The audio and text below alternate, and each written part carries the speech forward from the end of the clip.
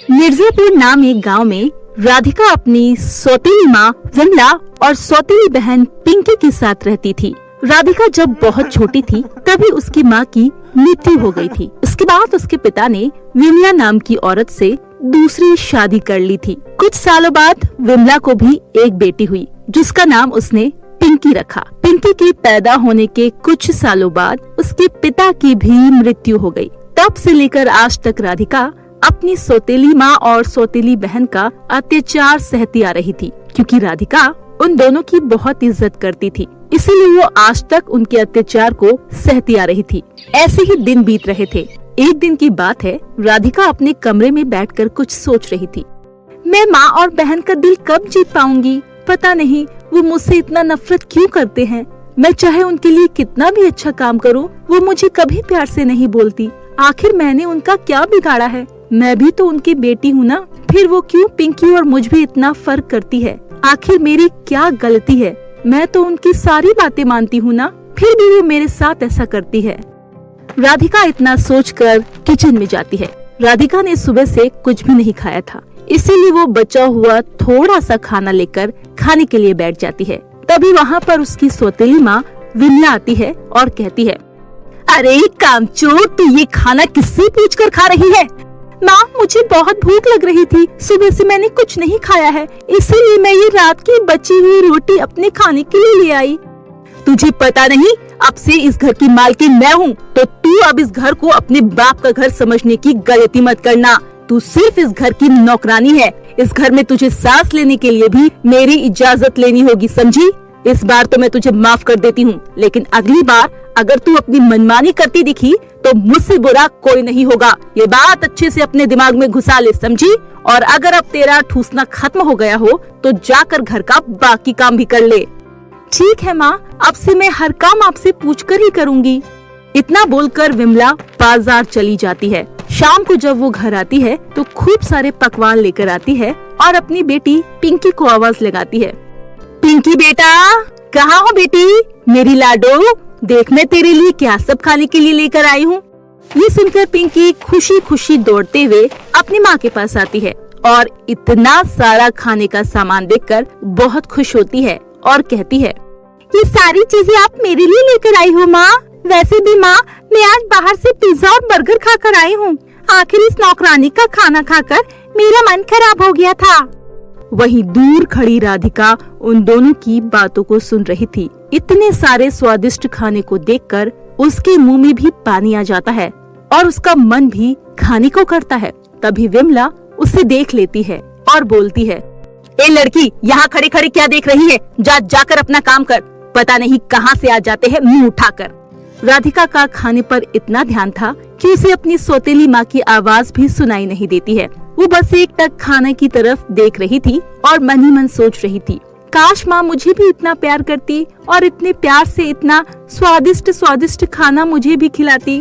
पिताजी के गुजरने के बाद से मैंने आज तक इतने सारे पकवान नहीं खाए हैं। ऐसा सोचते सोचते राधिका की आंखों में आंसू आ जाते हैं। तभी पिंकी की नजर राधिका पर पड़ती है और वो कहती है, माँ देखो ना, कितनी बेशर्म लड़की है। आपके कहने के बाद भी यहाँ से हिली तक नहीं, बस मेरे खाने को देखती जा रही है, बेशर्म कहीं की।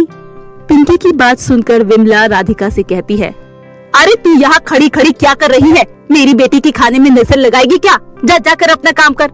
राधिका उदास होकर वहाँ से चली जाती है और अपने काम में लग जाती है। ऐसे ही कुछ दिन बीत जाते हैं और एक दिन राधिका की तबीयत बहुत ज्यादा खराब हो जाती है, इसीलिए वो घर का कोई भी काम नहीं कर पाती है। तभी उसके रूम में सौतेली माँ विमला आती है और कहती है, ये देखो महारानी को अभी तक सो रही है।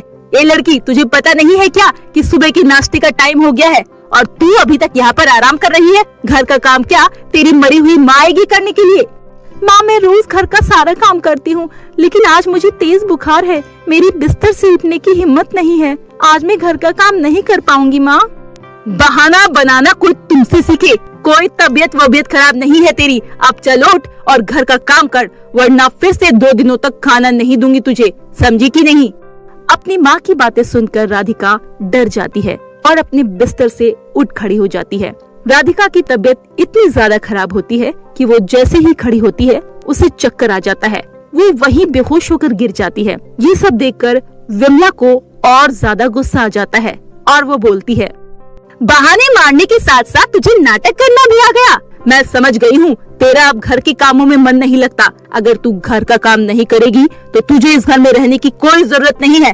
चल निकल जा यहाँ से, मैं तुझे ऐसे बिठाकर नहीं खिला सकती। चलो दफा हो जा मेरे घर से और दोबारा अपनी शक्ल मत दिखाना, समझ गई? इतना बोलकर विमला उसे धक्के मारकर घर से बाहर निकाल देती है। बीमार हालत में राधिका किसी तरह खुद को संभालकर वहाँ से चली जाती है और एक नदी के किनारे पहुँच जाती है और अपनी माँ को याद कर खूब रोती है। माँ, पिताजी, आप लोग मुझे इतनी जल्दी छोड़कर क्यों चले गए? अगर आज आप जिंदा होते तो मेरी ये हालत नहीं होती। मैंने विमला माँ और पिंकी बहन का दिल जीतने की बहुत कोशिश की, उनकी हर बात मानी, लेकिन मैं फिर भी हार गई। माँ, पिताजी, मुझे अपने पास बुला लो। मेरा इस दुनिया में अब कोई नहीं है, मैं अब अकेले नहीं जीना चाहती हूँ। माँ, इतना बोलकर राधिका बहुत रो रही थी। तभी वहाँ उस नदी से एक जलपरी बाहर आती है और बोलती है, राधिका, तुम्हें तो बहुत तेज बुखार है, तुम चुप हो जाओ, ऐसे नहीं रोते।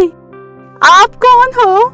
मैं हूँ आशा जलपरी और मैंने तुम्हारी सारी बातें सुन ली है। तुम्हें तो बहुत तेज बुखार है, तुम्हें घर जाकर आराम करना चाहिए। जलपरी जी, मेरा कोई घर नहीं है, मेरा इस दुनिया में कोई नहीं है। सौतेली माँ और बहन थी और आज उसने भी मुझे घर से निकाल दिया क्योंकि मैंने आज घर का कोई काम नहीं किया। वो मुझ पर बहुत अत्याचार करती है और मुझे खाने के लिए भी ठीक से नहीं देती। अच्छा, तो ये बात है? तुम चिंता मत करो राधिका, मैं तुम्हें अपनी जादुई चूड़ी दे रही हूँ। इसे तुम जैसे ही जमीन पर रखोगी, ये चूड़ी एक जादुई घर का रूप ले लेगी। तुम्हें उस घर में कभी भी किसी चीज की कोई कमी नहीं होगी। तुम इस जादुई घर से जो मांगोगी तुम्हें सब कुछ मिल जाएगा। अब तुम रोना बंद करो और खुशी खुशी इस जादुई चूड़ी के घर में रहो। इतना बोलकर वो जलपरी राधिका को जादुई चूड़ी देकर वहाँ से चली जाती है। राधिका जादुई चूड़ी को पाकर बहुत खुश होती है और राधिका उस जादुई चूड़ी को लेकर जाकर एक खुले मैदान में रख देती है। देखते ही देखते वो चूड़ी एक विशाल घर का रूप ले लेती है। राधिका उस जादुई चूड़ी के घर के अंदर जाती है। घर के अंदर जरूरत की सारी चीजें होती है। अरे वाह, ये जादुई चूड़ी का घर तो बहुत ही अच्छा है और यहाँ तो पहले से ही जरूरत का सारा सामान है। आपका बहुत बहुत धन्यवाद जलपरी जी। राधिका खुशी खुशी अपने जादुई चूड़ी घर में रहने लगती है। वो जादुई चूड़ी घर की मदद से बहुत अमीर हो जाती है। साथ ही वो अनाथ और गरीबों की भी मदद करने लगी थी। दूसरी तरफ विमला और पिंकी अपनी अमीरी दिखाते दिखाते कर्ज में डूब जाती है। एक दिन कर्जा वाला मालिक विमला के घर आता है और कहता है, विमला, अब बहुत हुआ, पैसे लिए हुए तुम्हें 2 साल हो गए हैं और आज तक तुम उसका ना ही ब्याज चुका पाई हो और ना ही सूद। अब मैं तुम दोनों माँ बेटी की बातों में नहीं आने वाला। मुझे तो नहीं लगता कि तुम दोनों माँ बेटी मेरा कर्ज चुका पाओगी। तुम ये घर कल खाली कर देना, समझ गई? अगर नहीं किया तो मेरे पास और तरीके हैं पैसे निकलवाने के, समझी कि नहीं?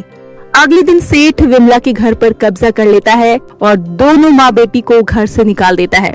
दोनों माँ बेटी के पास भीख मांगने के अलावा कोई चारा नहीं था। ऐसे ही दिन बीत रहे थे। एक दिन राधिका मंदिर के बाहर कुछ गरीबों को खाना दे रही थी। तभी राधिका ने उन भिखारियों के बीच अपनी सौतेली माँ और बहन को भीख मांगते हुए देखा।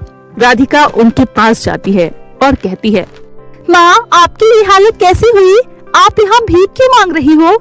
फिर विमला ने राधिका को सारी बातें बताई। ये सुनकर राधिका बोली, माँ, मेरी होते हुए आपको भीख मांगने की कोई जरूरत नहीं है। चलो माँ, अभी आपकी बेटी जिंदा है, चलिए मेरे साथ। उसके बाद राधिका अपनी माँ और बहन को लेकर अपने जादुई चूड़ी घर में ले आती है। ये सब देखकर विमला को अपने किए पर पछतावा होता है और वो कहती है, राधिका बेटा, मुझे माफ कर दे, मैं अपने किए पर बहुत शर्मिंदा हूँ। भगवान के लिए मुझे माफ कर दे। हाँ राधिका, मुझे भी माफ कर दो। हमें कभी भी किसी के साथ बुरा व्यवहार नहीं करना चाहिए और तुम तो हमारी अपनी थी, फिर भी हमने तुम्हारे साथ बहुत बुरा किया। उसके बाद भी तुमने हमारी मदद करी और हमें अपने साथ अपने जादुई चूड़ी के घर में लेकर आई। तुम बहुत ही अच्छी हो राधिका। मैं पुरानी सारी बातों को भूल चुकी हूँ, तो आप सब भी भूल जाइए। मेरे होते हुए आपको कहीं भटकने की कोई जरूरत नहीं है। उस दिन के बाद से सभी मिलजुल कर खुशी खुशी अपना जीवन जीने लगते हैं। तो मेरे प्यारे दोस्तों, कैसी लगी आपको हमारी ये कहानी नीचे कमेंट करके जरूर बताएं और इसे अपने दोस्तों के साथ शेयर करें। और हाँ दोस्तों, अगर आपने अभी तक हमारे चैनल को सब्सक्राइब नहीं किया तो जल्दी से नीचे लाल कलर का बटन दबाकर सब्सक्राइब करें और बेल आइकन दबाना ना भूलें ताकि आप ऐसे ही नई मजेदार कहानियाँ देख सके। तो दोस्तों, तब तक के लिए आप अपना ध्यान रखिए। धन्यवाद।